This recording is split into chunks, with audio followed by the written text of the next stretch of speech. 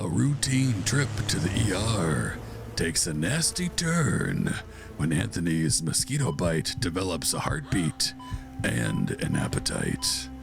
Now, with corporate claiming custody of something 6 feet tall buzzing through the vents, fatherhood is about to get itchy. Grab the bug spray, guard your turkey sandwich, and whatever you do, don't scratch that itch. Frequent flyer, coming soon to an emergency room near you.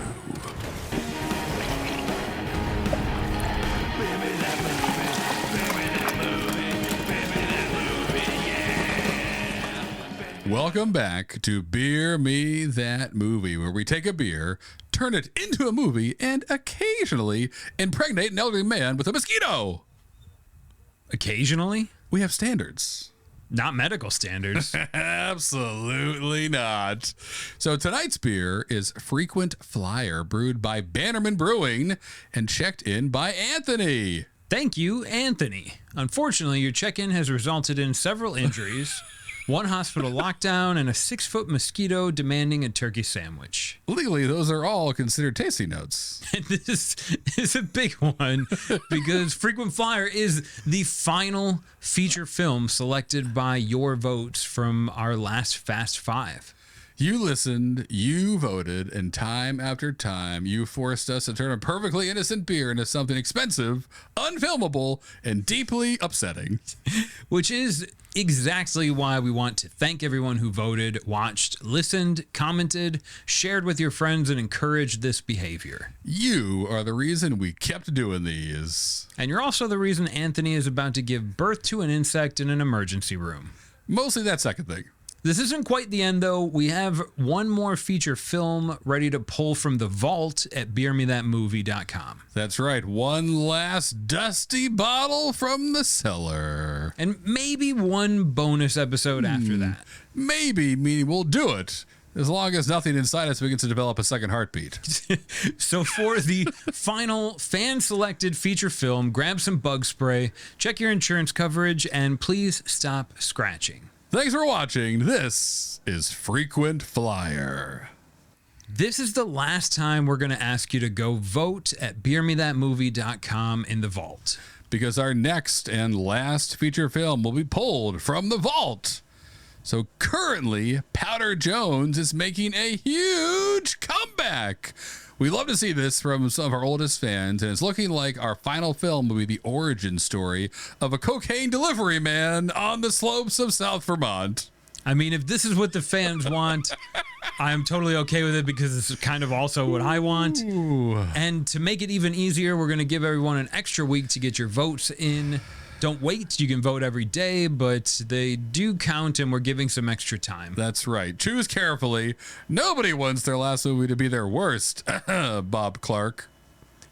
Bob Clark famously directed Christmas Story and Porky's, but his last film before he died was Super Babies, Baby Geniuses 2. Sorry, Bob. Not sorry. That was a horrible decision, and we don't want it to happen to us. So your votes That's in the right. vault matter a lot. Don't mess up. Yeah. Don't Bob Clark us. Porky's was cinema at its greatest. Sort of. What are we drinking tonight, Harrison? We That's got a right. special beer, right? Yes, so we're going to break precedent slightly. Usually we drink the same beer from the Fast Five on that following week's feature film, but not today. So today we're going to have a new beer, during the features. This is one of my favorite beers from New England Brewing Company, Sea Hag IPA, an American-style IPA, 6.2%, 65 IBUs, and from New England, or Nebco as they're called in New England. It says a ghostly apparition reportedly skirts the shores of New Haven Harbor. A wispy widow eternally searching for her lost at sea husband. This sounds like an episode of Widow's Bay. This would have been a good movie too. Also, you had me at ghostly apparition That's skirts. right. I lost that and was thinking of a sexy ghost. That's right. We've done this before. We've had a lot of sexy ghosts and monsters in the ocean. But let me see. But our flagship beer pours with a citrus, fruity nose and a crisp floor finish that's well balanced with its Pilsner, Munich, and Crystal malt blend. It's kind of a classic IPA. I want it every time I go back to Connecticut, and we have some now. So Cheers, John. Cheers, Harrison. This is do good. it. Yeah. It tastes like back when I first discovered like craft beer and good beer and IPAs. Yeah, and it has tasted the same pretty much since I had it first, which is the best. I like the secret local, we call them Nebco. Like, Nebco. That's a good.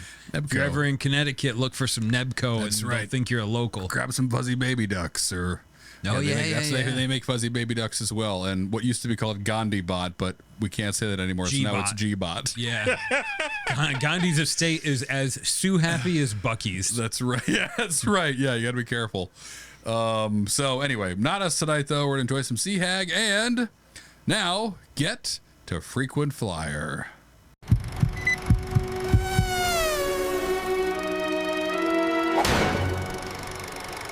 So we're going to call Act 1 a little swelling, which is usually the beginning of every bite story or... A good second date. Yeah. A great first date, maybe. Thank God I had that popcorn bucket to hold in my lap. That's right. Hold it down. Hold it together. That's what it's for. She reaches in, you experience friction. edging. Bring Carla to the movie. She loves popcorn. That's right. Let me tell you. Oh, good Lord. Those were the days. You can still have them, I guess. I But guess you could. it's different now. 9 people will film to be on TikTok. It was different back then, John. Yeah, it was People were easy. It was decent. free. So you could put your dick in a popcorn basket on a second date. No problem. Now you're on the news. We used to be a proper country. Damn you, TikTok. Damn you.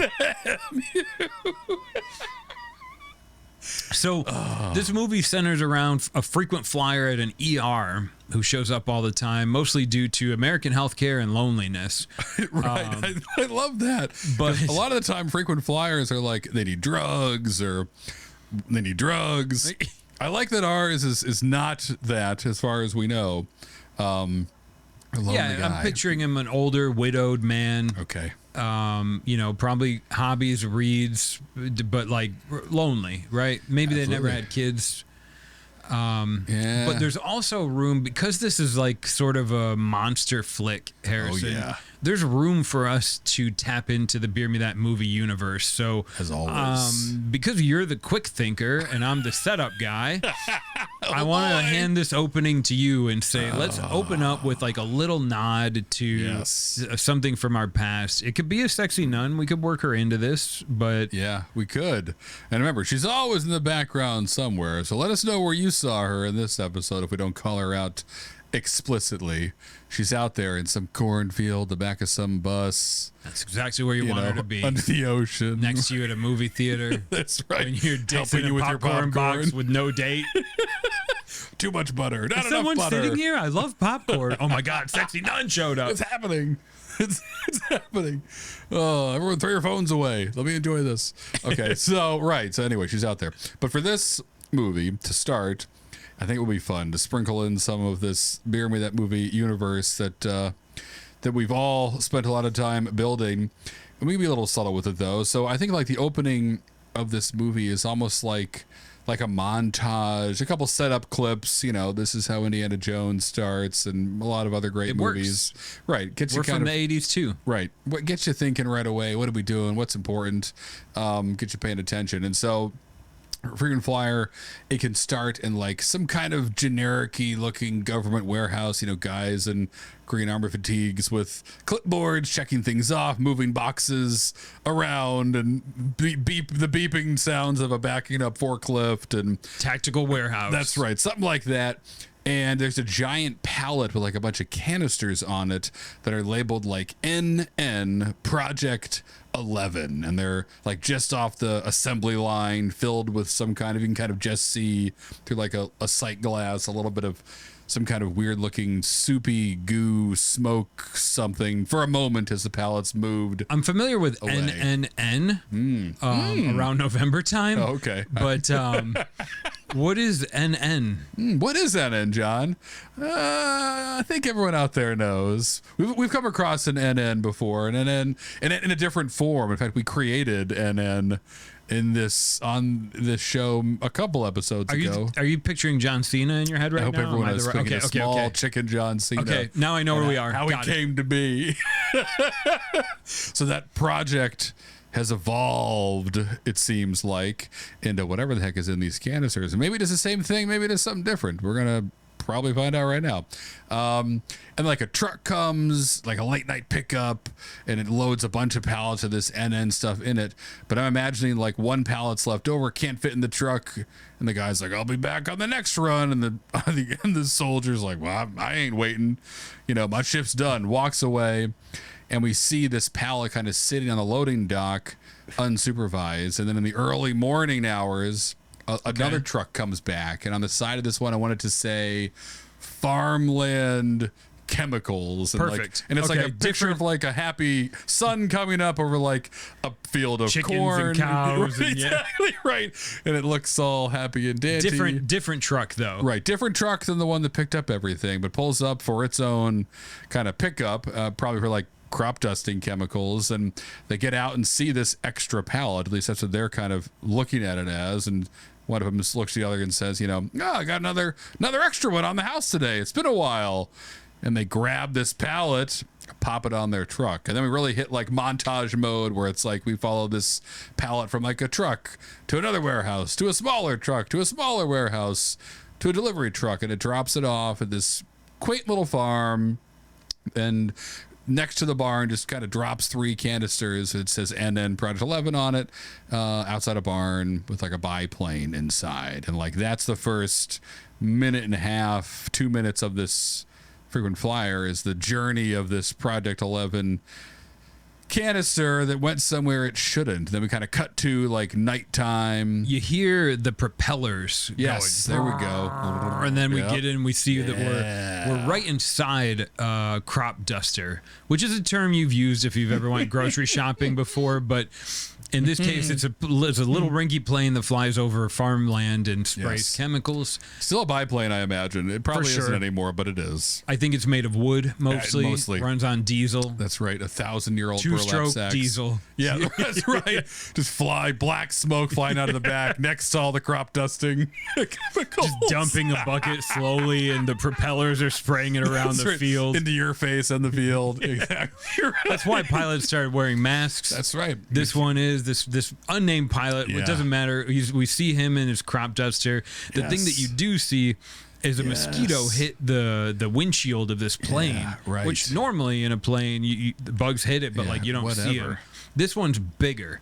You see the mosquito land, and the pilot, it's like, holy crap, flicks on the windshield wipers, and the mosquito with his mosquito beak, with his giant poke nose, his poke grabs it and like swats the windshield wipers away, and you just hear the pilot say like, what, oh no, what ungodly creation, what unholy, what is happening, what kind of mosquito is this thing?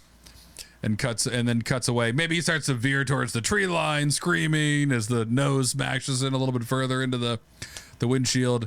But yeah, things are not going well for this pilot. But we're going to cut away from that catastrophe that's happening in this cornfield to like the local hospital where most of this movie is going to take place. And we get to meet Anthony, who checked the beer in, who's going to be our hero. We'll see here if hero's the right old widowed, disheveled. That's right. Yes, Anthony is now an 83-year-old man. He's wearing like overalls over a t-shirt that's covered in stains and kind of wandering into the ER. Almost like he owns the place, like he's walking into his living room a little bit. Maybe he also has a bathrobe on. And it's like looking for coffee while everyone else in there has like, a bandaged head and a broken foot and is in a wheelchair. Not Anthony. Anthony just walks right behind the nurse station, grabs a coffee pot. There you go. Janice, how's it going? Right. And begins what seems like a routine for him. He's in this hospital a lot. He kind of seems to know everybody, knows his way around. That's apparent right away. And maybe Janice, who's checking people in, is kind of like, Anthony, did you forget something? And he has to be like, oh, right, why I'm here. Oh, what's it going to be today? And then says something like, oh, actually, before anybody starts, like, I know what a mosquito bite looks like, but... and maybe they roll their eyes a little bit like, oh my gosh, you're here for a mosquito bite today? Is this the thing? And I think we should take a minute because again, Anthony kind of comes to the hospital a lot. Let's run through some of the fun things Anthony claims to need help with, or has claimed to need help with in the past, that has completely eroded anyone's trust in him. He's like the ultimate guy who cried wolf. I think generally the hospital staff like appreciates him as like everyone's sort of inherited grandpa. Right. It's a small enough town where if there's 5 people in the emergency room, that's a big deal. But usually there's none or one. But so he was the last time he was here, he told the nurse it had been over a whole day since he pooped. There you go, right. And then as soon as he walked in and had a sip of the coffee, was like, oh, never mind. Let me show you. Where's that bathroom? I know where it is. That's right. I know. You don't need to show me, Janice. I know. Scoots right in and goes to the bathroom. That's good. And it's been other things, too, of, well, listen, I think the squirrel bit me. He was in my house. But chasing me around, and I think either I scratched my arm or he bit me. I don't know. Someone take a look at this. So I need someone to confirm. I'm pretty sure it was a squirrel and not an old wig. He also loves turkey sandwiches. Right. And in Anthony's world, in his mind, the only place you can get a turkey sandwich is at the hospital. Right. And he was there days back to back when they were shifting their food providers. Like, this turkey isn't going to work. You can't go with US Foods. Right. You got to go back to Cisco. This turkey's too wet. We need a nice dry turkey. I'll be back tomorrow and I'll check this out. Right. But if you can't make the sandwich good, how can I trust you with my medical needs? That's right. Exactly right. And for some reason, they listened to him and got the better turkey and stuck with it. I like that. So he kind of, his place is almost his lunch place, but he kind of needs an excuse to get a free sandwich every day. And whether it's squirrels attacking him or he hasn't gone to the bathroom or... Yeah, he's 83. He retired with a pension and good insurance. There we go. So he can afford this. That's right. I love that. Yeah, but he's kind of like everyone's grandpa. I like that. I think that's fun. And most of the time he's there for a coffee, a sandwich, a chat, and then kind of goes. Sometimes he's helping out, moving people's off gurneys, even though he's 83, playing cards with some of the other patients, doing kind of things that are beneficial so they entertain it. But he's back again today, and maybe today he's there with a good reason. We don't know, but he's claiming he's calling mosquito bite, and we have to see if this is a problem or just another Anthony ruse to get a sandwich. And I think this is where we meet, importantly, Dr. Chen. Okay. Dr. Chen. I trust her already. For the purpose of this movie, she's the only real medical qualified person in this whole world. Yes. She basically runs the hospital. She's got a couple of regular nurses. Nice. Lewis, Anthony's favorite, because Lewis usually knows to hook him up with a coffee and a sandwich before they start asking him why he's even there. Perfect. And Dr. Chen introduces herself again, and he's like, I know, Mina. Doc. I know who you are. I have a pretty real and big issue this time. I think you're going to be pretty excited to see, though. But also grossed out, but excited. Excited as a doctor, grossed out as a person. Did you eat a gumball and forget to take it out of the wrapper again? Exactly right. Have you not taken your shoes off in 5 days again? Need some spray for your feet? No, it's something else. Check this out. And what does he do? Like lifts his shirt up and there's like a little golf ball size bump like in his abdomen that's red and gross. Yeah, he's got a pretty decent size like mosquito bite is what he's calling it, but this is not this mosquito was the size of a hummingbird. It had bad intentions and it got me before I could swat it. And then this is just an hour ago. Look at my stomach. Look at this thing. Right. This isn't right. Yes. And maybe I would imagine, so does Dr. Chen right away dismiss it, or is she kind of like, this is a little bit bigger than it should be, but probably nothing a couple of steroids and some antibiotics couldn't fix? Yeah, I don't think she doesn't believe him that it was like a devil hummingbird size mosquito. Could be an allergic reaction. She does approach it medically, and it's like the first time that Anthony's had something wrong that wasn't more like a big story that he had to tell someone. Okay, good. So yeah, bring him in, get him a room. This is the opportunity for us to meet Betty, who's worked at the hospital forever. I think she just Betty volunteers at the hospital now. Right. She doesn't even collect a paycheck. She's Love that. that old. Yes, of course. Wisdom, maybe. Yeah, she's supposed to be there. Maybe she like used to work at the hospital in some administrative capacity in like the 60s, so she knows it really well, just like never wanted to leave, and now she's the one who's supposed to be helping patients and playing cards with them, but Anthony sometimes comes in and steals her thunder. But they have a good relationship, I would imagine. And Betty's older, and maybe Betty floats in and out of sanity maybe a little bit, and perhaps leans into this moment to Anthony. Is like, I don't trust hummingbirds either. They got a lot of secrets. Yeah. They know more and they're letting on, Anthony. Perfect introduction and to just Betty. winks at him, and he's like, what? And she's like following Dr. Chen and the nurse Lewis back to the room. Yes. I'm on the case with you. Like both Betty and Anthony are kind of using this hospital to occupy their loneliness. Right, exactly. And Dr. Chen is under her breath the entire time, like, I could leave, but this whole town would die. Yeah. I have to stay. I don't know why I picked this assignment. I thought it'd be nice and quiet here. Everyone's insane. They should quarantine this entire town. And I think the initial examination is when things kind of change, though. Okay. And it goes from like, oh, this is fun and funny to like, right. She brings him back into a room. We're like, let me get the light. Let me take a look at this. Fine. Like, what? I got nothing else to do. I got one broken wrist out there, and this other guy's asleep in the waiting room. So sure, let's look at this weird bump. Make sure it's not something worse. So they get him back, get him in an exam room, put the big light on Anthony that he hates, and is like, where's my sandwich? Don't point it at my face. Right. Gonna give me a sunburn with that, doc. Lewis, where's my sandwich? Exactly I get a sandwich, I'm a patient. You know this. What's the holdup today? I don't care that it's before 11. I know you've got him in the fridge. The whole while he's itching. Yes, can't this growing stop. Right. mosquito. But we've all been there. Right, exactly right. And now you're in a hospital. So like if your mom, if your wife, Dr. Chen is the same. She's just smacking his hand. Stop scratching. Stop scratching it. Hey, Doc, come on. Give me a sandwich and put in my hands then. I got to have something to take my mind off this. That's right. Please, give me that sandwich. And she's like, Lewis, can we get the sandwich in here so Anthony can stop fidgeting? Betty's eating a sandwich as this is going on. She's like, oh, yeah, they're great today. Exactly. I'm finishing mine right my now. Third one. Were those my sandwiches, Betty? Are you eating my sandwich? Are you the problem? I'm the reason we have good turkey here. That's right. That's my turkey you're eating. Okay, great. And so as this is happening in this kind of chaotic conversation between Anthony and Betty and Lewis and the sandwiches, I think like we zoom in on Dr. Chen, who's like kind of putting like the whatever Dr. Tool up to her eye. Stethoscope. Oh, nope.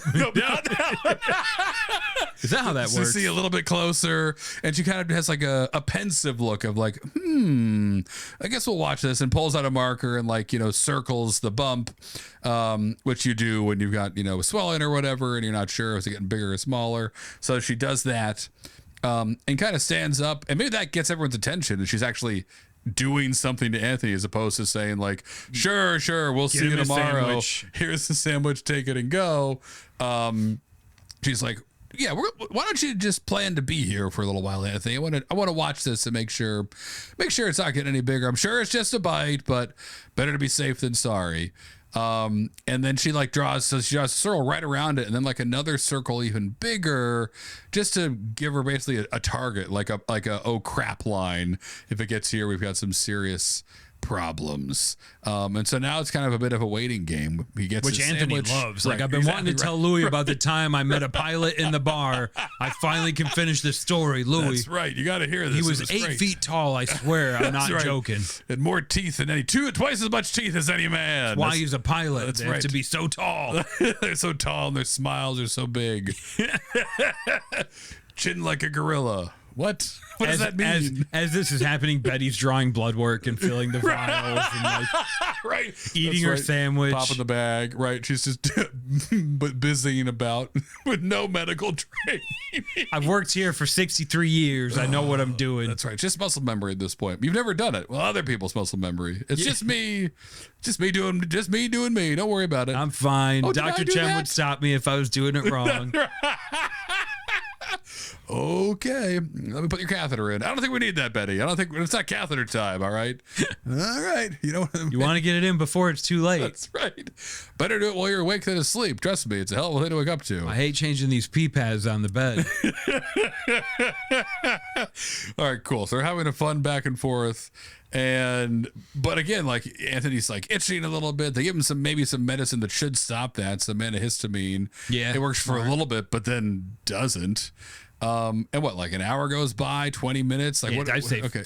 10, 15 minutes. Perfect. It's already growing across the second line. That's right. So Dr. Chen comes back in from her turkey sandwich break and is like, all right, let's take a look. Lifts his shirt back up, blown past the second circle. Yes. This throbbing, gross, pulsing red bump that is now like bigger than a lump, bigger than a golf ball, definitely bigger than a softball now, growing rapidly towards a small soccer ball size. Oh my gosh. And Anthony's like, what? You're making a big deal about this. This is, you guys are doing this. This is, come on, let's just give me another shot of that stuff and another sandwich. And I'm sure this will be nothing. But Dr. Chen's not convinced. And she's like, I want to run some blood work. And so she does that. Anthony's Betty does the blood work. I already got the vials here, Doc. That's right. Misses a couple of times, but gets there eventually. Got the shakes on that last one. My fault, Anthony. That's my fault. Too much turkey in the sandwich, not enough mayo. And so gets the blood work and takes it to the lab inside the hospital. And so we peel away from kind of Anthony and Betty going back and forth for a bit and follow Dr. Chen into the lab. And what do we discover? Like, what is she throws it under, like in the machines to do all the bobbing and weaving and pumping and moving, and she starts getting some results back about. She's looking. We see her looking at it through the microscope because this is what happens. Classic. So you know it's science. Yep. And we see cells moving. Yes. And we don't know what's happening. So Dr. Chen says, I can mumble about it. Right. Oh my God, the blood type is changing. There's somehow too many white blood cells and not enough blood cells. Right. And it seems that we know Anthony is O positive, but this is A negative blood type. Right. Something is, Betty probably messed up the vials, but as she's saying this, she's watching, she's like, no, changing before my it's AB negative now. She's, I don't know if you can watch this happen in a microscope, but she's watching the blood change under the microscope, which is not something that normally happens. Right. She's the best doctor ever. She can see when your blood type changes. True. She's extra She takes gifted. a little taste of it, checks to make sure no one's looking. Mm-hmm. Yep. I taste A and B. A and B from an O positive man. This is definitely not a usual thing that happens. Runs back in to see how Anthony's doing. Betty's got him hooked up to like a horse scale thing, and they're trying to weigh him in his bed. Right. She's like, we're measuring the bite, Doc. It's up to 11, 12 pounds now. It's the size of a Pomeranian. No, weigh it after I poop, and we'll do it again. We don't have time for that, Anthony. We can't do your normal poop, pre-poop and post-poop weighing. We'll have to skip that this week. The hospital's added weights to the toilet plumbing. We can tell you automatically now. That's right. As you go, you get future's great. Oh my God. Okay. So I'm imagining like Dr. Chen walking back in, and he like turns around, and it's like from a bump to a lump. Now there's like a growth, like a basketball sized thing under his shirt that is itchy and gross and disgusting. And pulsing. And I think Dr. Chen, being an experienced medical doctor, says we need to take a look in here, and grabs out the ultrasound. And Betty immediately was like, he's not pregnant. Right. Is he? Have guys been lying to me the whole time, and they could have taken the baby? My God, it would have saved me 8 trips to the OBGYN. Poor Betty. But okay. So Betty's a little surprised at this, as is Anthony. But Dr. Chen's like, it's not just for babies, guys. Like, it can see inside more than just what babies are doing. It can see inside anything. Meanwhile, Anthony's just complaining about how no one's brought him a second sandwich. Been here twice as long as usually. We should have a second sandwich by now, right? And so what happens? So she starts scanning, puts all the gross gel on Put the goop on it, although it's already pretty goopy. Yes. Scanning around carefully. They're looking at the ultrasound, and the thing that kind of captures their attention is that the ultrasound has a heartbeat. It's as if you're ultrasounding a pregnant woman after whenever the heartbeat happens. And obviously, I think everyone assumes in the beginning, like, it's just picking up Anthony's heartbeat because it's a sensitive instrument, and we're scanning Anthony. Probably a mistake. Right. Give Louis the wand, and Louis holds the wand, and Louis checks Anthony's pulse at the same time, and immediately he's like, the pulse rates are different, right. Doc. Like, Anthony's pulse is 102/70 or whatever pulses read, and this thing's 168. The heartbeat is double that. Yeah. It's double that, right. And the monitor starts going on, and the pulse of the growth like matches the monitor. So then Anthony's like, great, squeeze the cord, just slow the monitor down, and it slows down, and the pulse of the growth starts to slow down with it. And he's like, oh my God, something weird is happening. Which should have been the name of this movie. Something weird is happening. Yes. Okay, interesting. So the growth is like matching the monitor. It's mirroring its kind of speed. And I think like Louis just shuts the monitor off and is like, don't worry about that. Let's focus on what's actually going on here. Let's get a better look into this. And they kind of, as he goes to reapply the ultrasound, this growth now goes from kind of pulsating to like throbbing, like it's just getting bigger with almost every breath Anthony and the blob take. It like grows and it looks like it's breathing separate from Anthony. And so Dr. Jen probably jumps in and is like, give me that, I want to see something, and pulls the ultrasound to the other side of the lump, this growth, and is scanning around. And it's kind of, obviously a lot of kind of staticky looking things, but she's like, Anthony, this may hurt a little bit, but I need to get a closer look, and like pushes the ultrasound really up against this gross throbbing bump a little bit more, as if she's hunting like for something. And cheese. Right. And she's got to see something crazy. I mean, this is when the movie goes from gross to holy crap my pants, as she scans this bump on Anthony's side, and out of like the darkness of the ultrasound kind of void, something resembling a human face emerges, John, from inside this bump. A tiny, but not all human. It has eyes close to a human face. That's right, close to a human face. It's got, it looks like a mouth, but then which is what any ultrasound face looks like. Sure, and that was like creepy ducks covered in magma. Yeah. It looks, there's a lot going on in there. A lot of fluids, a lot of stuff the ultrasound's got to get through to see a human face. Same case here, but they see this kind of face, eyes, a mouth, but the nose is a little weird. And I think as they're pointing it at it, this face with eyes closed opens its eyes and looks directly at the ultrasound feed, which makes Dr. Chen and everyone in the room kind of jump back as they look at it on the monitor. Oh my reaction, God. yeah. What the hell did you eat? What are those turkey sandwiches? Face in this growth. And I think ultrasound I'm going to say that it can transmit sound. It can. You can and they hear over the machine. Yes. As they all fall back and the ultrasound's kind of still resting on Anthony's bump, they hear, yes. Turkey sandwich. And they look at Anthony, whose mouth hasn't moved and is just as much shocked as everybody else. And they'll look at each other, and Anthony just goes, well, that's definitely mine. Whatever's in there. So I guess I'm going to be a dad, but also a mom? But he's like, yes, I used to be a mother. That is how it works. Anthony, welcome to the club. Ooh. So we've got a growth. We've got a problem. I'm going to say that's good for Act 1. Oh, yeah. We're throwing us right in the deep end. We've got something growing inside. Anthony has a face. And Anthony doesn't seem too upset about it yet. But Anthony it seems like too much time down on planet Earth. He's kind of up in Anthony land. We'll see if that catches up with him in Act 2.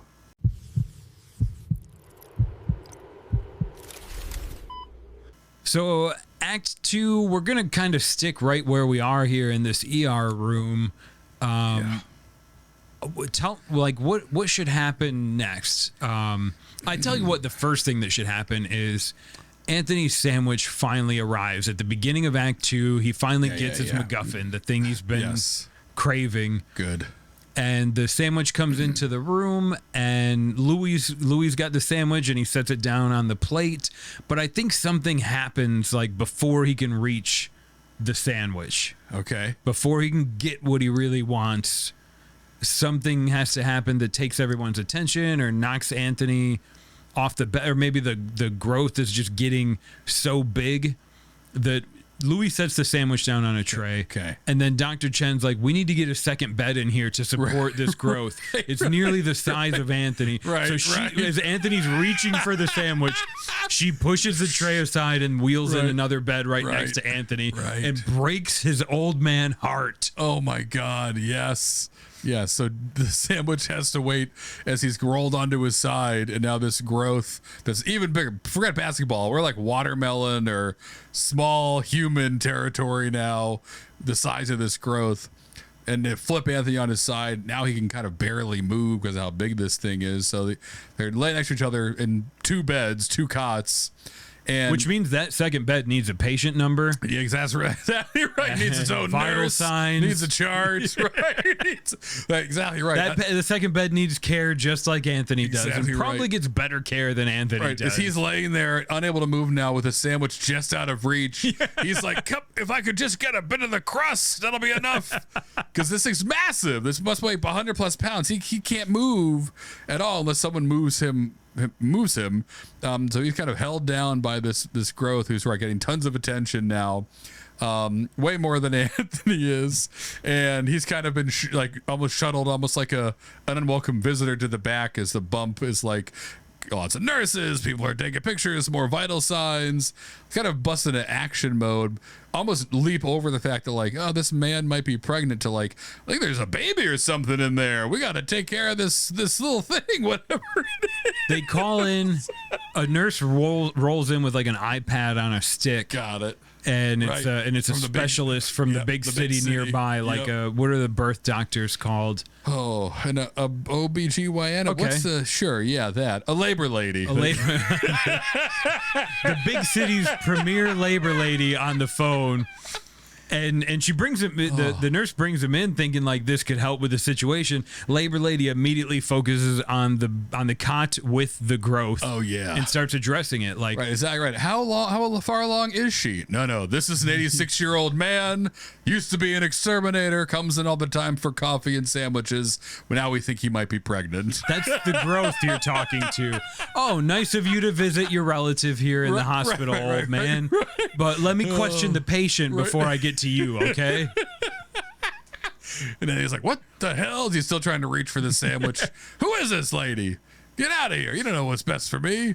This is my stomach. This is me. It's all me. It's just me. It's all part of me. It's just me. A hungry old man. Please, sir, we're gonna have to ask you to leave the room if you keep interfering with the patient's care. Raise your voice.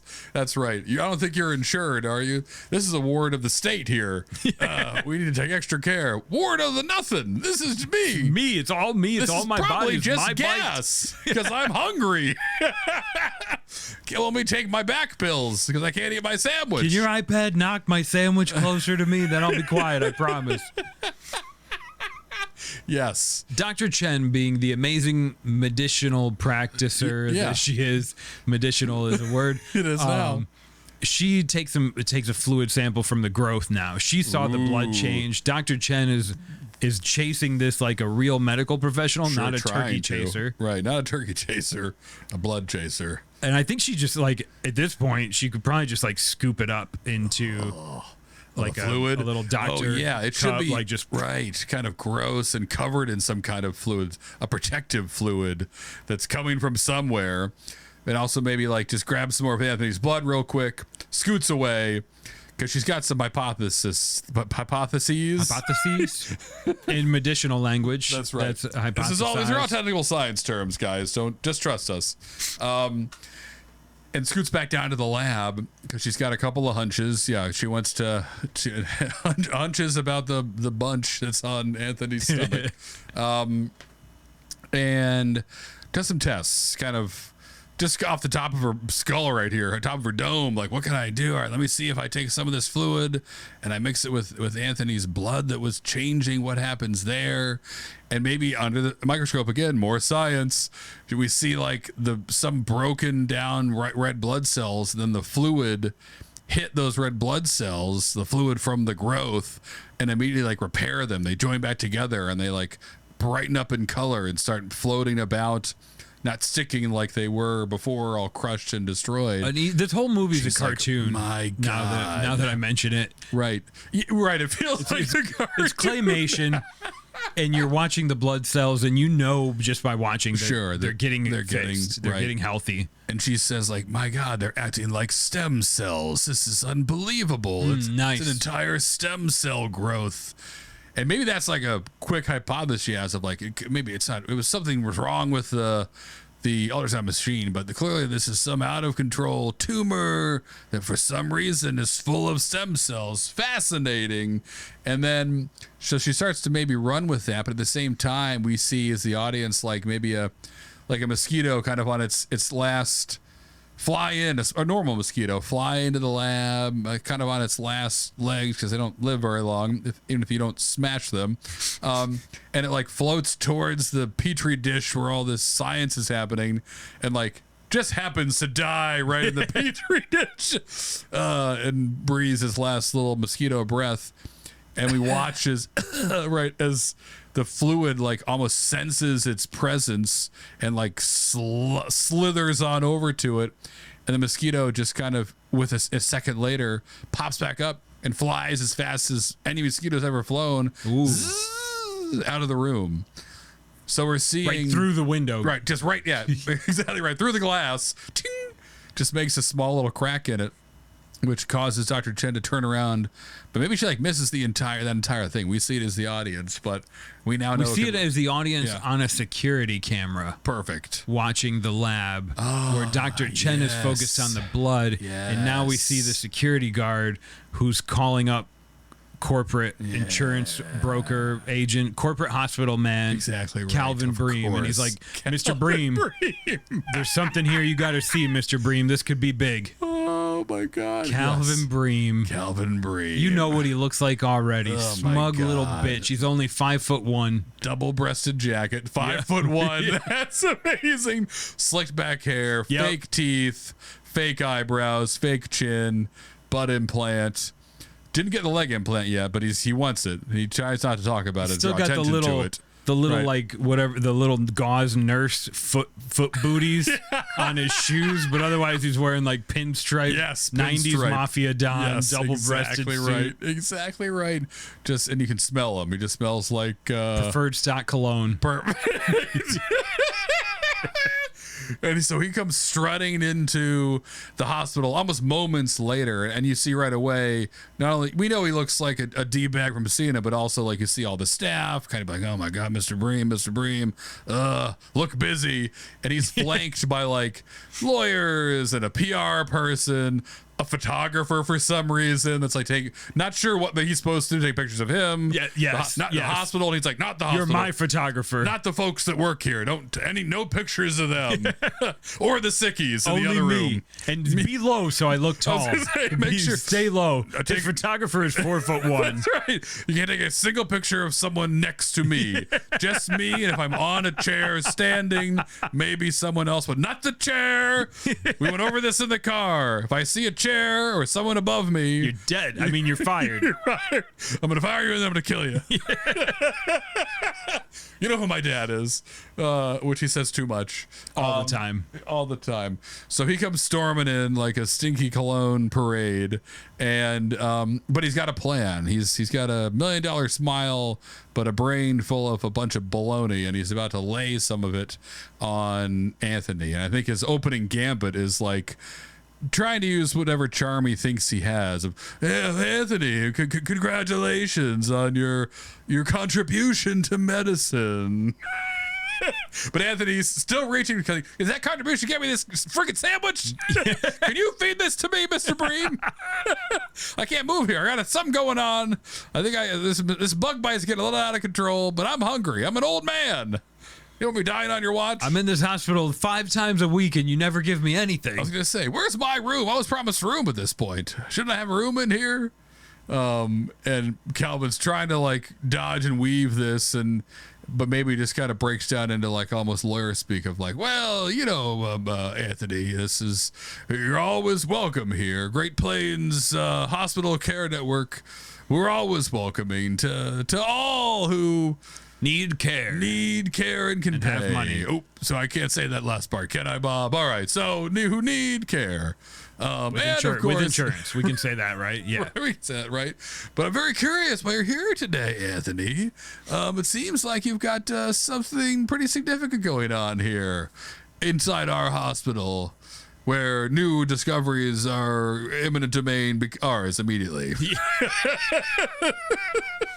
Anything, if you get your tonsils removed here, they belong to Greater Plains. That's right. Immediately. They have a lot of kidneys and a lot of appendixes that they own, which are kind of useless. But now maybe finally they've stumbled upon a gold mine. Calvin's certainly counting dollars before he should. Technically, that growth now belongs to Greater Plains. That's right. According to Calvin. Yes, and maybe he just flat out says that to Anthony, and he's like, okay, what, as long as it's here, right? What if it decides to not be here? And Calvin's like, what are you talking about, Anthony? Well, what if this thing gets out and walks away? And Calvin doesn't laugh, and the lawyers immediately huddle and are like, He just mumbled. We got to think about that. Penal Code 121. That's right. Find it in the book. They've got a giant tome. For some reason, not a computer. Just like original law books. Look at the old books. That's right. Someone's pulling them. Just one of the interns, the law students, pulling 100 books on mobile shelves. And I think Dr. Chen should like cut through this because she's got a job to do, and maybe usher them out of the room. Calvin and crew, I've got to, you can read all your lawyer stuff later. I got can't stuff be in to here do. while I'm with a patient. That's right. And she comes in with an old news article, maybe a medical article. Yeah, medical paper discovered. written by a Nebraska agricultural student. Of course. Perfect. And she's talking about in this paper that she surfaced, because she does use the internet. Right. There's a paper talking about blood disorders near crop dusters, near farmland, near farm crops that have been dusted. That's it. Dusty old crops. As she's kind of mumbling through this and kicking Calvin Bream out, Anthony says, I recognize that company, Farmland Chemicals. I use their pesticides. I was an exterminator for 50 years. That's right. Holy crap. The connection grows. That's right.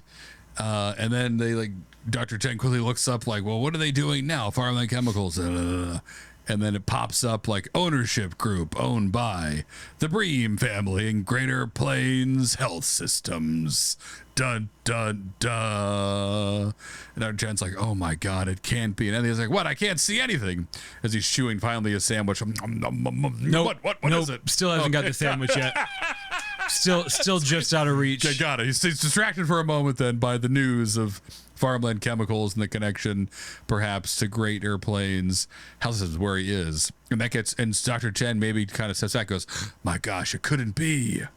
And Anthony's like, what is it? And Betty's like, what is it? The hummingbirds, are they back? Are they lying? That's right. I never sleep naked. They're telling a lie. I sleep fully clothed. I'm like, it's not about the hummingbirds, Betty. It's not about that. I just think I'm worried that perhaps this very health system, the same owners, they may be responsible for what's happening to you, Anthony. This may be part of some larger plan of theirs. And you're just stuck in the middle. But I don't know enough yet. We have to play dumb and make sure we protect you, Anthony, and this whatever you're impregnated with.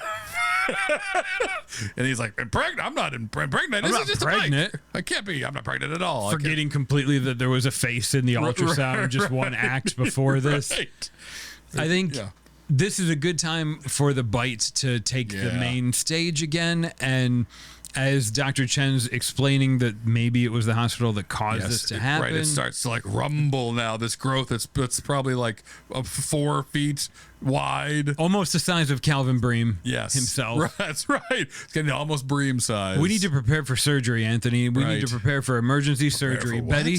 Right. Like your heart pressure in, Betty. You're through the roof. Right. If we don't get this thing out of you, you're going to die, Anthony. Your heart's beginning to Please give me my sandwich before you cut me open. That's right. Please. No, cut you open. No, this has got to come out of, well, you'll see. We'll give you plenty of drugs. What do you mean? Which come out of what? And as soon as I think he says that, the growth ruptures in the bed next to him with a loud kind of pop. Yes, noises. Gross, like a oozy gack, noises. squishing gack into a camera roll container. And from this erupted growth, we get to meet Skeeter. Oh, what a lovely name. A perfect name. Skeeter. So accurate. What is Skeeter, John? So this thing kind of plops out covered in this gross fluid, I'm imagining. Next to Anthony, he was like, holy crap. The growth during the birthing process, the growth separates from Anthony. It was using Anthony as some sort of life support. It separates just before the rupture, and out comes Skeeter, who kind of unfolds himself into a giant humanish and human-sized mosquito. Yes. Half mosquito, half human. So like, what do we like? Mosquito nose. For sure, that's got to be there. Human eyes? Humanized. Maybe humanish mouth. Like a human face with a mosquito nose. Like weird mosquito things coming out of its head. Yeah, not long tentacles, but like mosquito ears. Imagine what those look like. Wings. For sure got the wings. For sure Definitely got big the wings. Old wings. In fact, the body is mostly mosquito, but it stands upright like a human. Got like it. Little And thin kind of has a human legs, face. thin little dangly arms so that it can this. fly. But the face looks a lot like Anthony's face. Yes, there we go. Perfect. And so this is like a wild moment of obviously a lot happening at once where like Skeeter emerges covered in goo, standing 6 feet tall, terrified, and everyone like screams. Everybody screams. Everyone, even Skeeter screams. And Skeeter screams even louder, like a creepy mosquito, high-pitched scream. And then, as his first act of existence, adjusts to escape. His knees crack, and Anthony just pops up from being passed out and goes, "Holy crap! That's what it sounds like when I stand up." Those are my knees. That boy's got right there. And I think this is a good chance to give like Skeeter some. Skeeter hears that, recognizes Anthony, and goes to like kind of hide behind Anthony. Good. Like, or initially beelining for Anthony, which seems scary. Like this is a monster he's going to attack and drain all my blood. Exactly right. I just birthed you and I was going to kill me. Instead, just hides, kind of cowers behind Anthony, who was just about to get his sandwich after birthing this mosquito man. That's right. And Skeeter, as he goes through, just knocks the cart away a little bit further. Okay, perfect. So the sandwich floats towards the door, towards the hallway. And I think Anthony, also, we should address this. So, like, obviously, he just had a growth detach itself from his body. Anthony should be bleeding out, but we know now, thanks to Dr. Chen's amazing medical work, that this is basically like covered in this fluid is like stem cells. So I think Dr. Chen is like terrified of Skeeter. Everyone's terrified of Skeeter. She's also like ready to tend to Anthony, but like goes and lifts his shirt up expecting a gross scene, and it's like this huge cut is already healing. Yes. Like it's immediately healing himself because of the Skeeter goo. What Skeeter goo takes, it also gives. Right. It's this obviously gross, ridiculous mutant thing that also has amazing healing capabilities. So Anthony's feeling fine. And maybe like even a little bit better. He's like, my back feels good. I'm not even that hungry. I mean, I still want that sandwich, but hold on. What is this giant mosquito man doing? And why is it hiding behind me? And I think at that moment, because Skeeter has intense mosquito hearing, which I guess we'll say is heightened. Yeah, for sure. Yeah, that's okay. It heard Calvin and his crew of cronies coming down the hall to kind of kick the door down with his security team. Yep. And capture Skeeter. So he's hiding behind Anthony to make sure that doesn't happen. And Calvin busts in, and at first nobody sees him because of how low he is to the ground. But Anthony, who opened that door? Oh, what are you doing down there, little boy? Hey, sport. And Calvin tries to strut in, waddles like in. Vince McMahon, but very small. That's right, exactly right. Oh my gosh! And a security team comes in, guns drawn. Maybe not guns drawn, taser guns drawn. There we go. Perfect. Right. Hospital exactly. guns drawn. Hospital guns. Right. Pointing them at Anthony, saying Skeeter belongs to the hospital. That's Skeeter right. is hospital property. That he doesn't call him Skeeter. He calls him the the creature. This thing, my boy. This patient belongs to the hospital. Right. Right. Right. And Anthony's like, Bob, phooey, you wouldn't pay for my colonoscopy, but now you want my bug? And I think as this is happening, Skeeter's kind of using his mosquito nose, sniffing stuff, looking out the window, and then just sees stares down Calvin without even looking, with one of his creepy mosquito leg hands, grabs the turkey sandwich as he jumps towards the window and flies off into the night. And Anthony's like, my sandwich, take the shot, take him down, give me that sandwich back. But it's no use. Their little taser guns aren't strong enough, and Skeeter flies into the hallway. He leaves the room and through the patient family door into the hospital hallway. And you hear a bug zapper in the hallway, like one of those, like the Ecolab bug zappers. That are always there, sure. You think for a second that Skeeter's just killed himself, but no, he made it out with the sandwich and sees the bug zapper. Yeah. Inherently, he has some mosquito DNA. Right. He's fearful. He flies into the ventilation system. Okay, into the self-preservation. He's John McClane in himself. Somehow he fits in there. He's a mosquito, so he's tall but narrow. There we go. Slender Man. That's it. He's Slender Man. So he can kind of wiggle his way through the HVAC system. And so then we get to see some fun scene of like the security team trying to find him in the vents, and eventually he goes left when they think he goes right. He shoves his mosquito beak through and like stabs a guy in the shoulder. Yes. And so Calvin tries to lock down the hospital. It's kind of like a last resort. Like, my gosh, this is an asset. We can't let it escape. Shut it all down. No one in, no one out. Tell them it's some, HVAC issue. Easy. They ask. Code blue. That's HVAC right. issue. Code blue. And so Betty's like, oh, free tacos? Yeah. No, not that kind of cold blue. That's what we used to call before we did the orgies. Do a cold blue and then a code goo. Code goo. Hope you got your tall socks on, everyone. See you on the 11th floor. Bring your lube in a bucket. Oh, the 60s. So Betty's lived a full life. But yeah, so now that the hunt is on for Skeeter in the HVAC system somewhere. But as this is happening, I think we kind of go back to Anthony's room, and it's Dr. Chen, it's Betty, it's Anthony, it's Louise, and they're like, my gosh, what are we going to do? We're going to let these guys take this bug? I mean, Anthony, you just birthed it. How do you feel about this stuff? I know he stole your sandwich, but what are we going to do? And he's like, you're right. I got to get my sandwich back. I mean, my bug, my boy, my sandwich. We got it. Yeah, all of it. We'll get it all. And so they make a plan to try to get to Skeeter before security finds it. And so they try to think like a bug, like, he stole my sandwich, but he's just born, so he'll probably want some more food. Should we go to the nearest vending machine? And Betty's like, oh, there's a good one on 3. There's a better one on 5. 5's closer. Let's go. The Kit Kats work on 5. Yeah. Head to the vending machines. Right. And I think we also get to see Skeeter exploring the hospital on his own. And the goal of this scene would be to show that Skeeter has like inherited Anthony's memory a little bit. Like, sure. You see, we cut to Skeeter, and he's like putting the code in to get into the staff room where the good refrigerator is, which Anthony must know.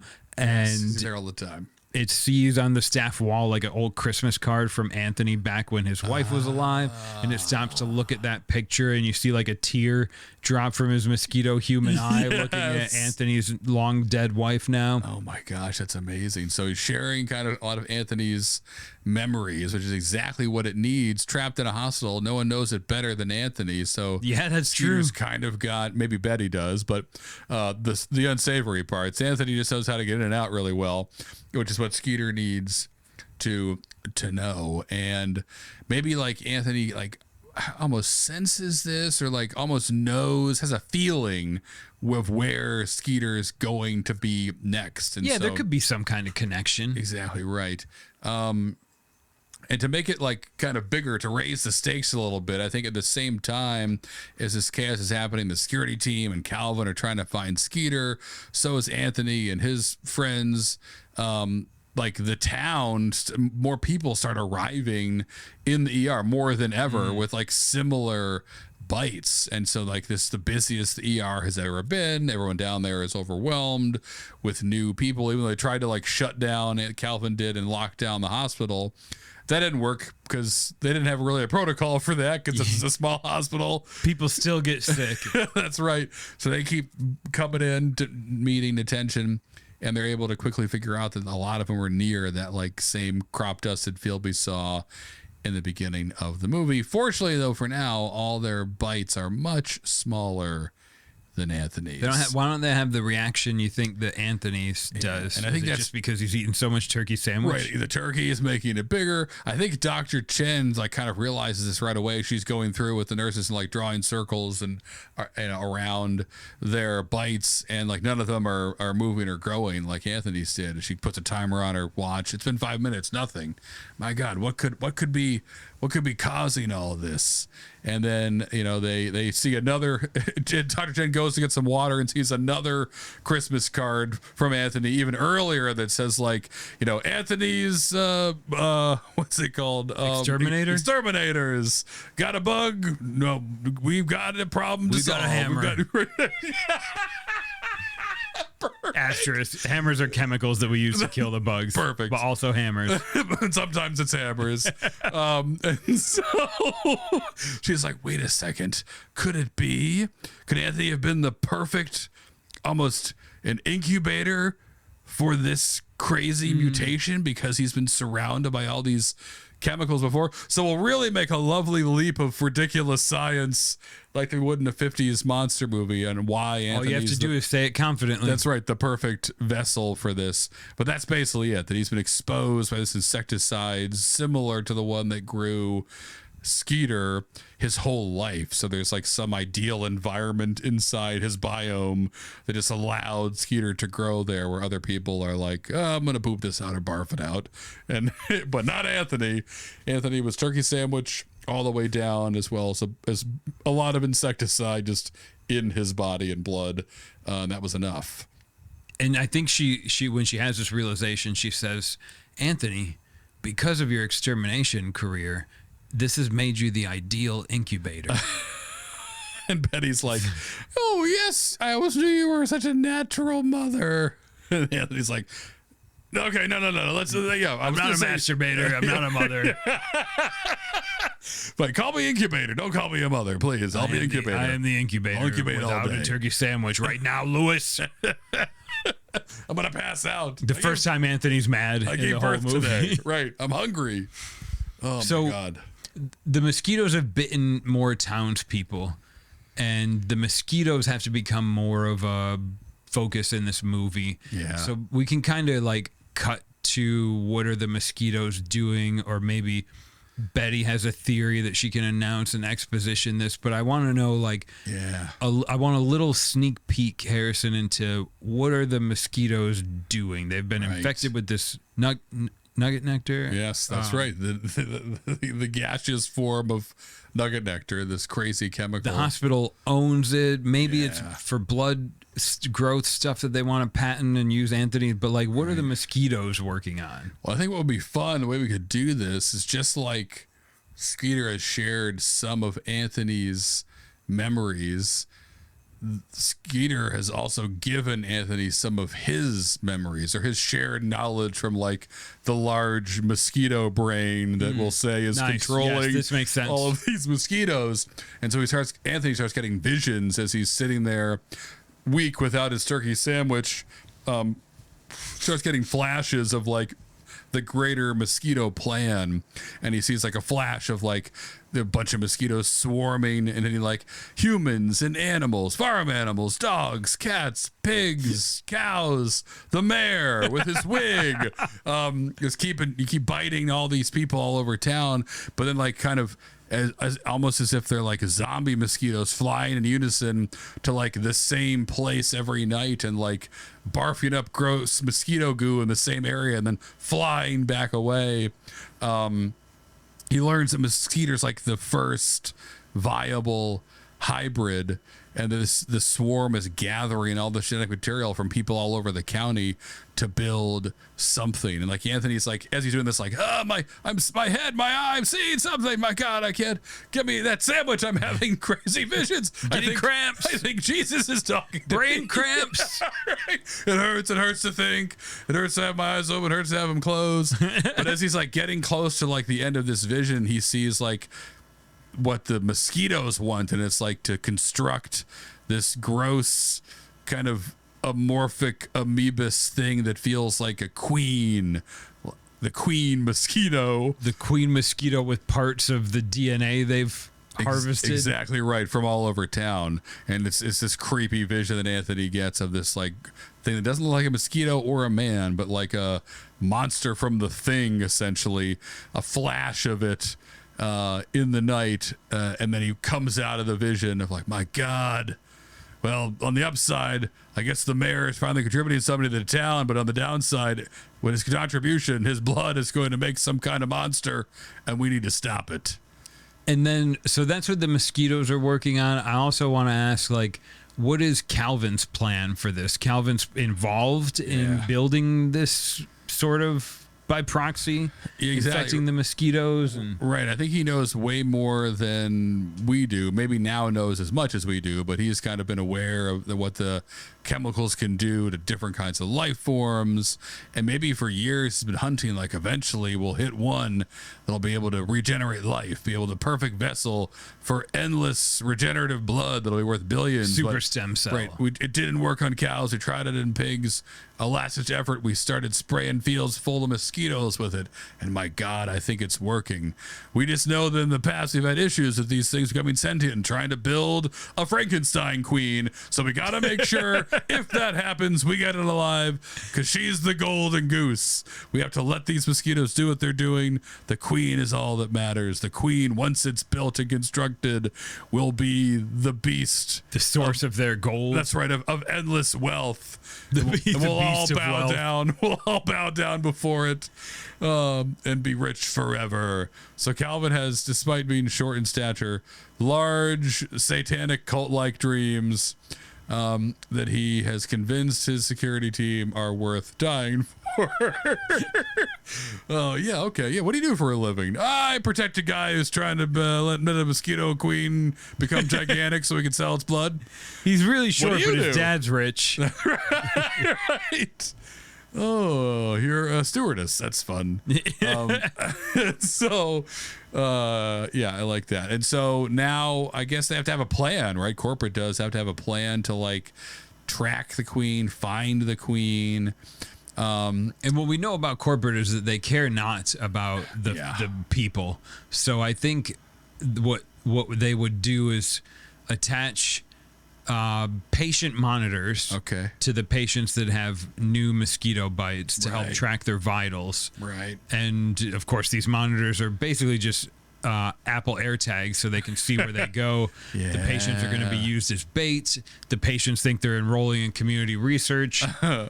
And really, it's just about using these people as baits. Like get them antihistamine and let them go back into town. Yeah. Calvin's trying to get everyone released. Right. They're fine. A couple of mosquito bites, not a big deal. Get them back into town. We need this queen. Yes, we need the queen. That's all that matters. Let them drop dead in the street. If only one of them leads us to the queen, it'll have worked. Okay, got it. So I see his dumb, evil corporate guy plan. And maybe like Betty kind of overhears this is like Calvin's last request is like, after they're all out, we're shutting the hospital down and taking everyone out who's in here. No trace. But tomorrow this place has got to be gone like it never existed, and we'll be riding off to the Caribbean with a giant gross mutant queen pumping out money like I pump I mean, when out your poops. dad gives you $1 billion and no one's ever told you no, these are the plans you come up with. And it's sad how often they work. Hopefully they don't this time. But so Betty hears all that and is like, oh, this ain't gonna work for me. No one puts Betty in a corner. Yes. And so she kind of sneaks through. Except for that one time I asked That's for what it. I asked for with the bucket and the high socks. Oh, the 11th floor. They had to shut it down. A lot of memories up there, but it was deemed unsafe. They said it was asbestos. It wasn't asbestos. It was just one wild night. A lot of Pall Malls, a lot of and a lot of heavy breathing. And I here we showed are. someone I could smoke 5 Pall Malls out of 5 different holes. Used to call me the chimney sweep. All the boys loved me. I'd dance and I'd puff, and they'd Always all, got free cigarettes too. That's Yeah. right. They'd all show me their garter belts. Okay, so their knee highs, whatever the. Okay, and now, all right. Okay, this is good. So Betty grabs like a security badge. Okay. And it's like, I can get us out of here to Anthony. And it's like, all right, Lewis, you get the bus. Let's get all the bite patients in there. We'll scoop them up with the shuttle. And Anthony, come with us. We got to find Skeeter. We're still, he's about to get out, and he must be trying to escape. Maybe he already has. But we got these patients out. Got to get you out, Anthony, before they shut this thing down and kill us all. So they gathered. They are successful with this escape of Anthony and the other patients, the bite patients, in the hospital shuttle. And as they like peel out of the hospital, they see like both Calvin storm out the back and go, get them, to a security, just as like Skeeter, I think, flies through the air. Nice. And like is following the bus, kind of like protecting Anthony, where we think. Sticking close to his papa. There we go. Yes, exactly. And as we leave the hospital now and get into the town, I think the visuals of this is like you see the town and it's like a dark black cloud that is made of mosquitoes. Oh, yeah.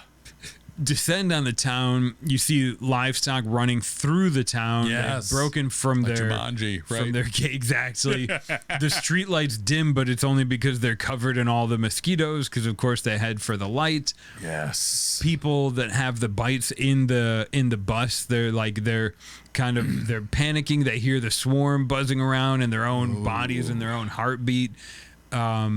And as this is happening, as we're driving out of the hospital towards the town, Skeeter starts to react.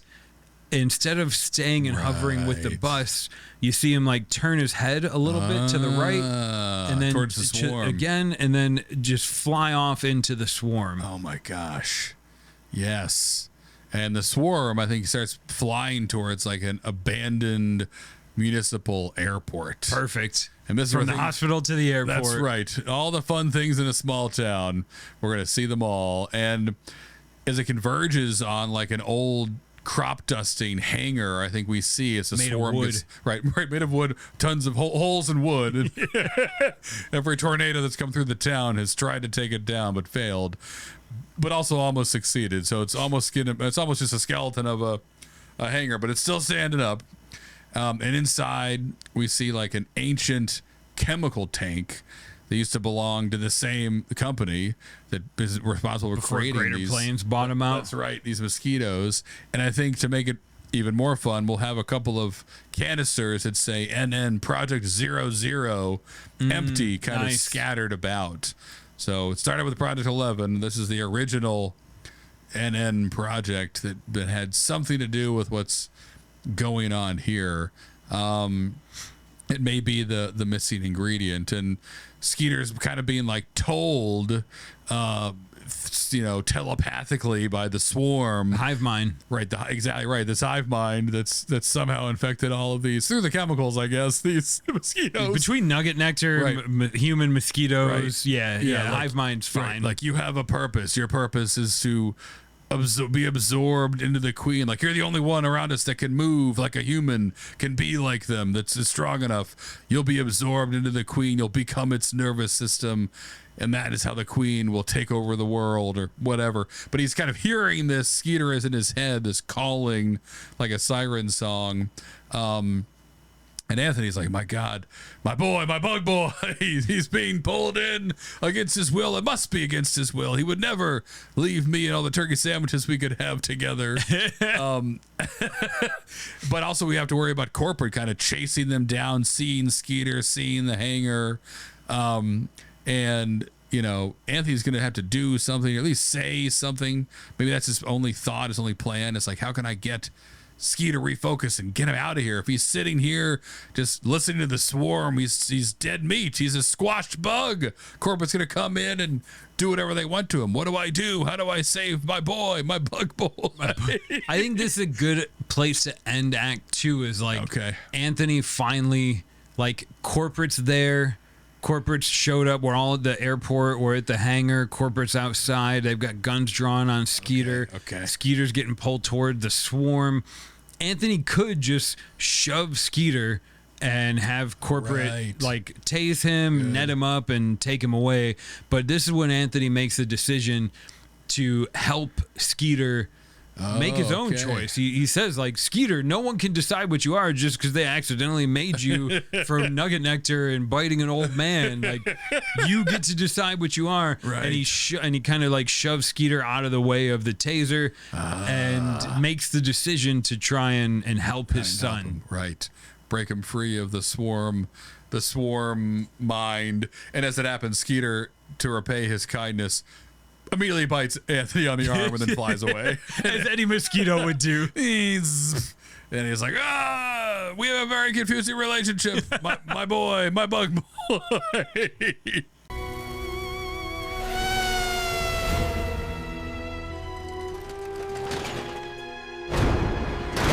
So this is it, Act 3, the close of our most normal movie ever. Can you recap for me, Harrison, kind of what's going on? Like, the swarm exists, the corporate exists, Yeah. Skeeter exists. We've got our little team of hospital rebels that exist. Yes, exactly. And they're all converged on this hangar at the airport. We know the queen is kind of in play, and it sounds like nothing good can come from her existence. Either destruction of the town and or corporate greed wins and gets to sell gross mosquito blood for billions of dollars forever. Not to mention Skeeter would probably be absorbed into this queen and kind of no longer Skeeter, just a cog in the machine. Right now even though he's half mosquito, he's the most free human, half human to ever exist. What a travesty. So we can't let this happen. Anthony can't let this happen. And he's made his choice by kind of, getting in the way of the corporate goons taking Skeeter. He's thrown down the gauntlet and said, I'm going to stop this from happening. And so I think they hatch another plan. They kind of got to get their heads together, Anthony and Dr. Chen and Betty, of course. Luckily, Betty's here. That's right. And some of the bite victims, and they're like, all right, here's what we know about mosquitoes. They love blood. That's it. That's all we know. Anything else? Anybody got anything else? All right. So we've got blood, and we're all humans full of blood. So here's what we're going to do. And I think that the plan they kind of launch is like the town is going to do like the largest blood drive they've ever done, get every available blood bag possible they can, and move it into the airport hangar where all of the chemicals are. And this will like lure the swarm inside. And then if they can destroy the chemical tank kind of before the queen can form, perfect. They've done it.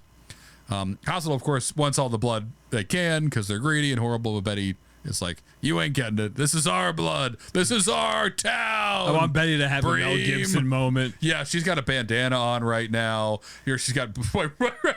Face paint. Maybe it's blood. Maybe it's paint. Definitely blood. We don't know. He's going to go Braveheart on their ass. Yes, Betty's ready to fight to the death, which may just come for her because she's ancient and moving around a lot, but let's hope not. Not today, Betty. That's right. And so the town kind of gets ready to both like protect themselves from rogue mosquitoes, from the corporate goons, also draw the mosquitoes in, but they gotta like kind of create some defenses, John, and this could be a fun moment of like tactical moment. Yeah, what do you do? What as they build this team and they build their kind of fortress like Braveheart? It's not going to be sticks whittled down to stab horses and bows and arrows, but it's going to be something awesome. We get to introduce finally cast in a Beer Me That movie Corey Feldman. Okay, as the town's rogue Vietnam veteran, tactical expert. Who lays out a plan to set up improvised defenses. We did this in Nam. We're going to do this here in our town. You got to get all your fans. Get your box fans. Get your bug zappers. Plug them in. Get citronella. Get screen doors. Mosquitoes hate screen doors. Right. They're afraid of them. Grab all the off citronella, and anyone that has pure DEET, bring that directly to me. That's right. I need a hit of DEET. Spray some on my mouth and some at the bugs. So Corey and the whole time he's holding a tennis racket, which won't actually kill a mosquito, right? But he's using it to demonstrate the power of their combined improvised defense. The citronella candles will bring them into the hangar. We'll light them. That's going to both draw them in with the blood and pull them. I mean, I love that Corey Feldman's doing this. I'm sorry, I'm just running with it. But me too. Let's do it. I think it's amazing. And I can see him rambling through this half baked idea. He's yelling at the town how to defend this hangar for when the swarm shows up, because of course they want the swarm to come here so they can eliminate them, but also don't want to get eaten by the mosquito swarm. Exactly right. It's a huge risk of getting consumed by the swarm, but if it works, they're free and the town is theirs again. So they got to lay it all on the line. And I think as this is happening, Dr. J maybe whispers to Anthony, like, citronella candles, they don't really work. And he's like, we already bought them. And besides, it's nice. It's nice in here. And we get to see like this hangar filled with like makeshift weapons, but lit by candlelight. And it looks kind of citronella candlelight. Right, exactly right. It would be romantic if it wasn't just like the light was like over old farm equipment, black smoke coming off of every candle flame. People coughing. It's really intense. It's in my sinuses. That's good. They can't get in your sinuses if it's full of citronella. That's what you want. It really doesn't work like that, guys. Quiet, lady. I was in Nam. I've seen it all. Corey Feldman comes back. The chemical tank has to be destroyed from above. It's the only way we can destroy it. Okay, I saw it happen in Nam. Perfect. We need someone to climb up there and drop the bombs in. Well, we don't have bombs, Corey, which is also his name in the movie too. Of course.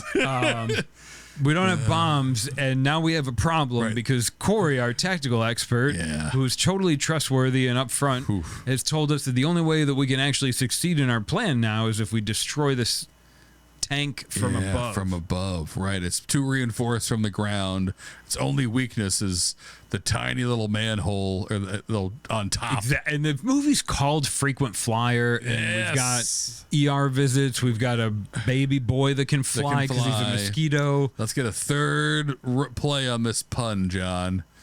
I think, obviously, from above, we need an aircraft. We need an old crop duster, and what do you know, a hangar over, the door slides open, and the oldest, dustiest crop duster you've ever seen, with a few holes in one of the wings, and a broken rudder they have to fix. Squeaks without even moving. Right. Just whistling in the wind, sits there, and then he goes, excellent. And Louise is like, oh, that's right. You were a pilot, right? And he's like, no, I sat next to a pilot in a bar. We started this. You got to let me finish the story. But you're right. I know all there is to know about flying from that night 45 years ago. He was tall with a lot of teeth. I can make it work. That's right. And Betty's like, I can help. I've been kicked out of this airport. And no one asks a follow-up question. They're just like, oh, well, okay, right. So I like to drink and I hate bras. All right. And so that's enough for everybody. Anthony climbs into the plane. He's got Betty on the walkie-talkie on the ground, grabs a turkey sandwich for the road or the flight. Nice. And just a hospital tote bag in case he needs to parachute out. He'll just glide down to his death.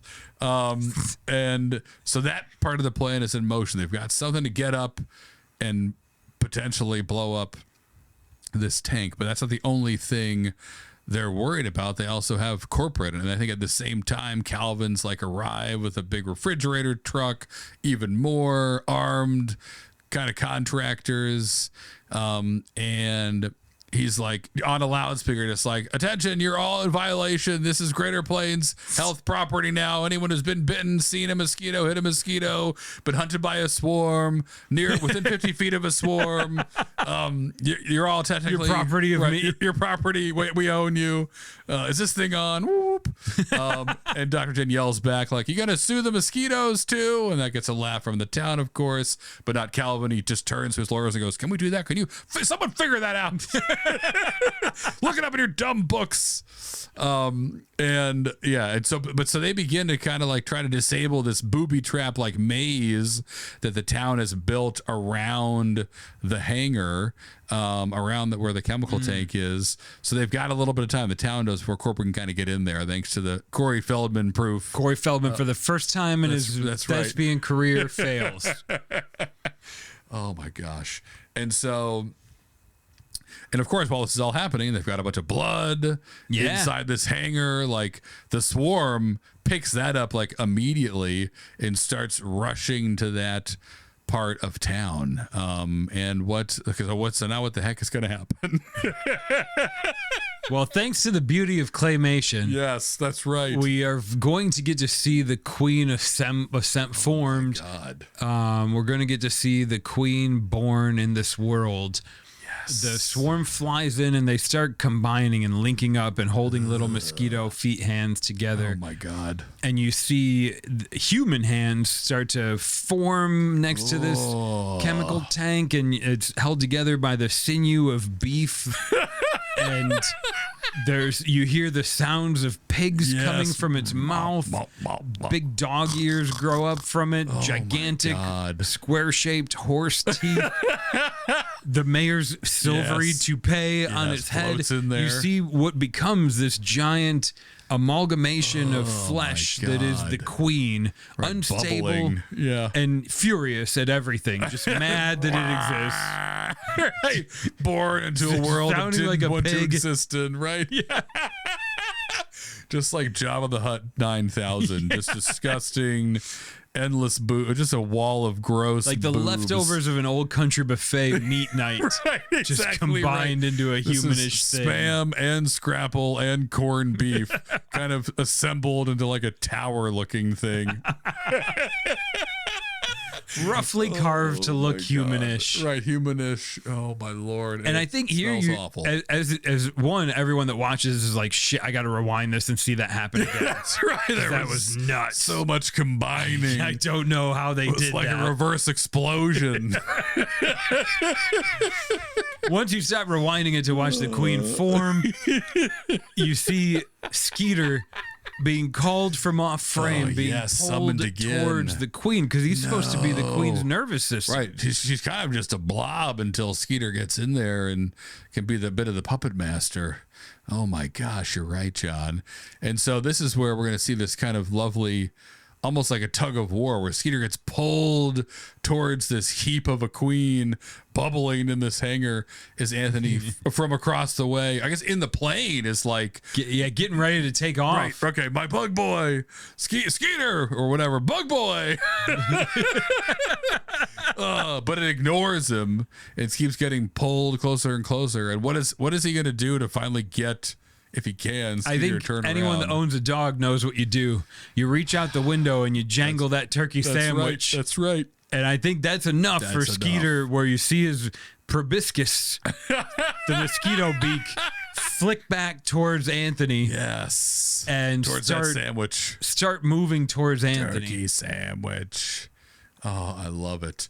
just as Anthony starts to take off into a plane, and again, he has no idea how to fly. He heard one story 45 years ago from a pilot. How hard can it be? Not much about flying, more about making out with stewardesses or flight attendants in the bathroom up in the air. Can't get him pregnant in the butt. Or in a bathroom. It's tough to get anything done in there. We can't even poop in those things. My knees at the door.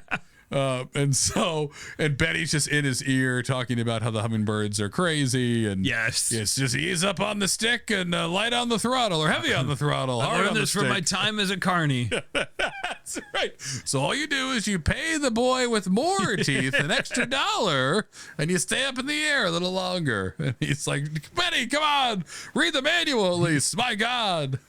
Manuel, I don't know Manuel. I think I met one once. The manual. Luckily, anyone that's ever seen a movie knows anyone can take off an airplane. That's right. Landing's the hard part. Anthony takes off. I think they finally get the plane, this decrepit plane, into the air.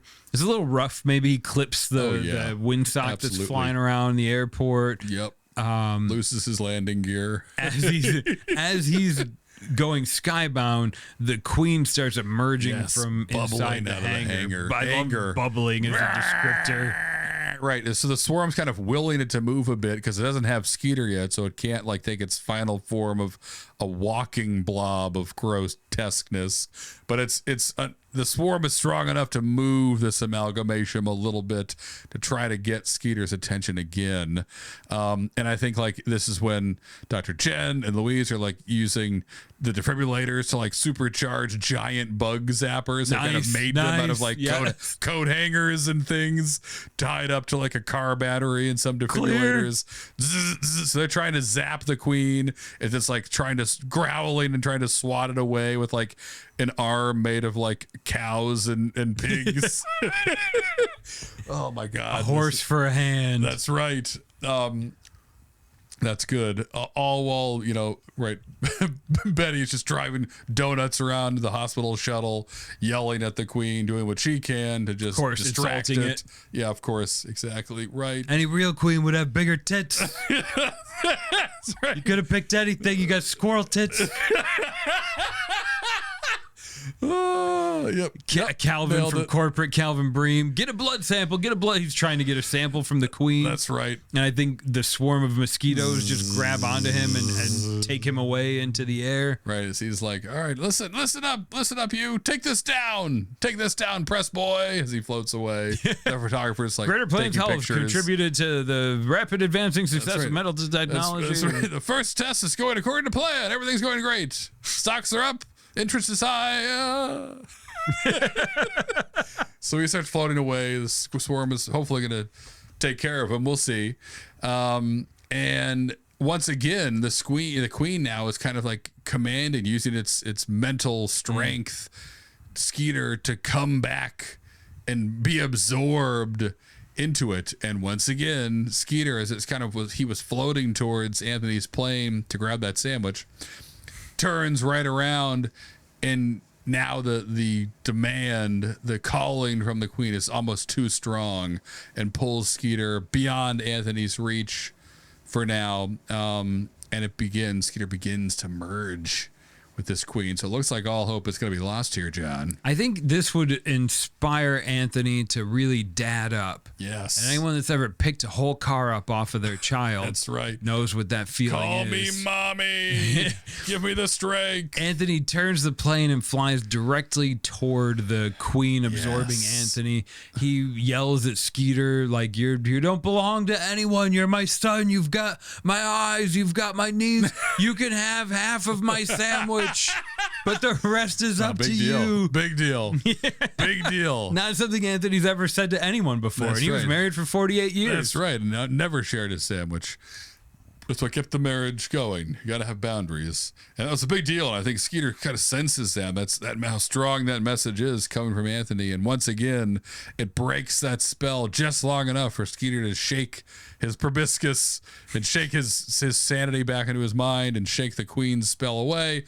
right as he's right next to it. So before this, the swarm's kind of protecting the queen, or the queen's protecting itself, but Skeeter's the closest anyone's ever been.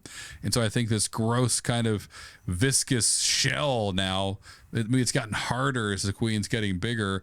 Skeeter's right there up to it and can take his giant proboscis and tear open some of this protective shell, exposing a weakness. Nice. Uses to mosquito the power. queen. That's right. But he had to kind of give in to get that close. So everything's working out surprisingly well for now. Oh my God. And so Anthony sees his Skeeter is kind of freed and now attacking the queen. Just as he's got the crop duster turned towards the chemical tank, ready to kind of make his final move. And what happens now? I think we go back to Anthony in the plane. We hear Dr. Chen on the radio. But Anthony, it's important that you release the pesticide at exactly the right moment. And Anthony's like getting closer and closer to this tank, but he's not a pilot, so you see him pull the lever and the landing gear comes down. And then you see him like flick a switch and the lights turn on. Yep. And he's like, oh my God. Panicking, we're getting closer. He grabs another switch and the windshield wipers go off. All of a sudden, he's like on the radio and he's talking to an airport in Nebraska who's trying to help him find the right switch. Yes. And he spills his coffee, which he's carried since his time in the hospital. Spills his coffee. The whole plane short circuits. Yes. This triggers the switch. Perfect. And the crop duster, miraculously, through the help of whatever deity is alive in this universe, the crop duster releases its load all over the chemical tank, gets a little bit on the queen, the hangar erupts, and the plane is going down, though. Yeah. The plane is no longer functional. Right. It was barely functional anyway. It had black smoke coming out of it, but now it has more black smoke coming out of it. Yeah. So his plane is going down. Looks like, luckily, but not so luckily, Anthony won't have to land it because he's going to crash. And as this thing starts flying towards the hangar and the chemical tanks as they're igniting, we just see Skeeter shoot up towards Anthony's plane and kind of grab Anthony with his weird mosquito-human leg feet. Yeah, I think he's got 6 or 8 or maybe 10. Yes. And it can be as gross or not as you want in your own mind, but kind of scoops up Anthony, pulls him out of the top of the plane as it flies into the hangar as well. And Anthony just, all he can do is shake his fists up at Skeeter and go, but the sandwich! You have 8 arms! You got 6 arms! You only need 1 for me! My sandwich was fine. The coffee didn't touch it.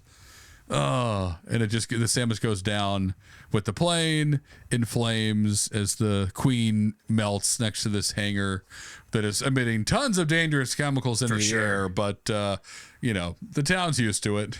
I've never wanted a turkey sandwich so bad in my life. We do, yes. I love that Skeeter saved Anthony. I think this is a great ending. What about Calvin? What about Calvin Bream? Anything? Yeah. That'll be a fun kind of almost, maybe not a post credits, a last shot. It's close to the last shot of him just like emerging from in some, tied to some tree somewhere, covered in mosquito larvae. But he's got like a specimen jar, and he's trying to just say this whole thing was a successful trial. It all went according to plan. Yes. As like a mosquito lands on his neck, and he slaps it, but a swelling bump immediately appears. And then Anthony maybe walks forward and circles it with a marker and goes, "Yeah, let me know if it crosses that line. Good luck." And then turns. You're gonna be a mom. That's right. You're gonna be a mom. You'll be a great mother. You've got the hair for it. I think this was a lot of fun, Harrison, but what's even more fun? Coming up next is Harrison's Epilogue.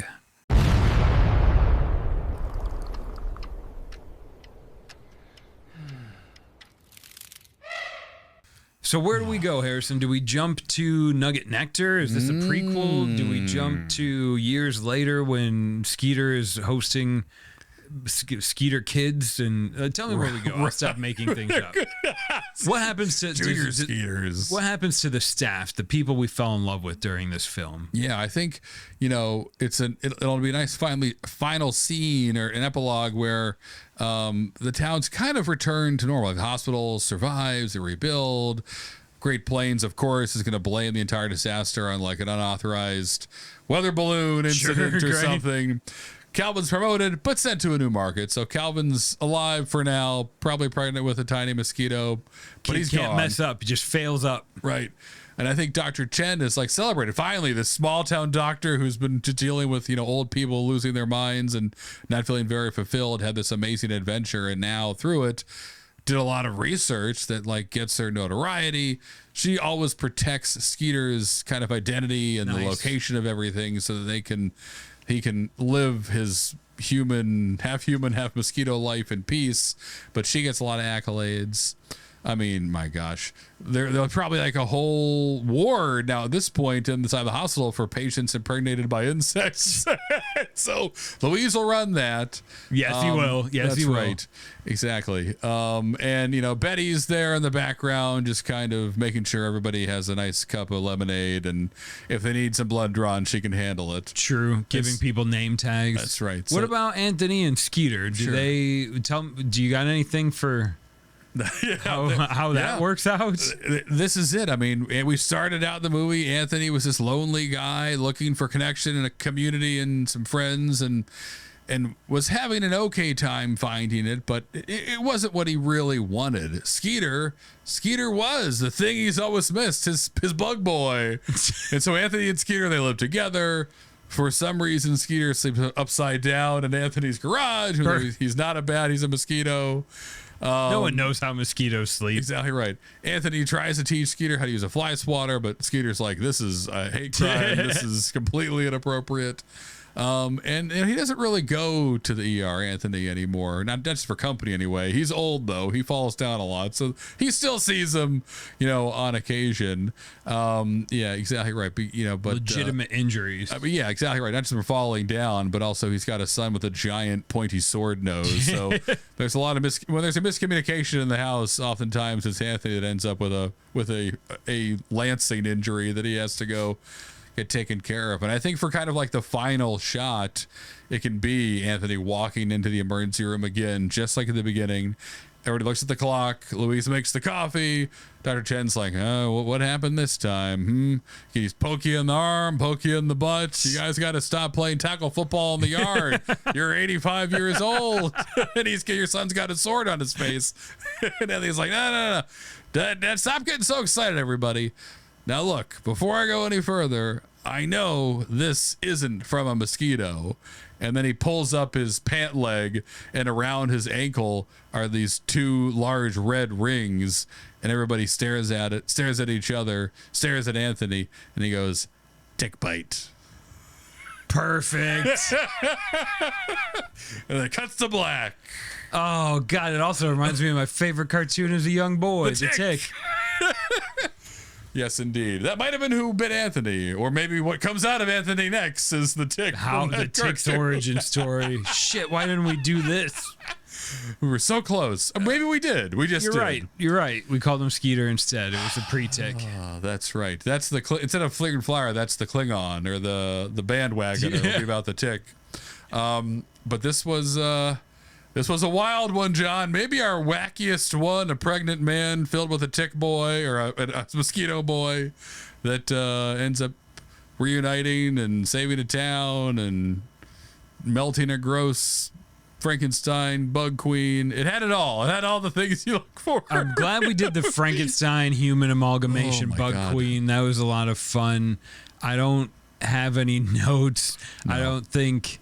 This was a good one, Harry. This was a good one, and it was the last one that you guys voted on. So Thanks, Anthony, for checking it in.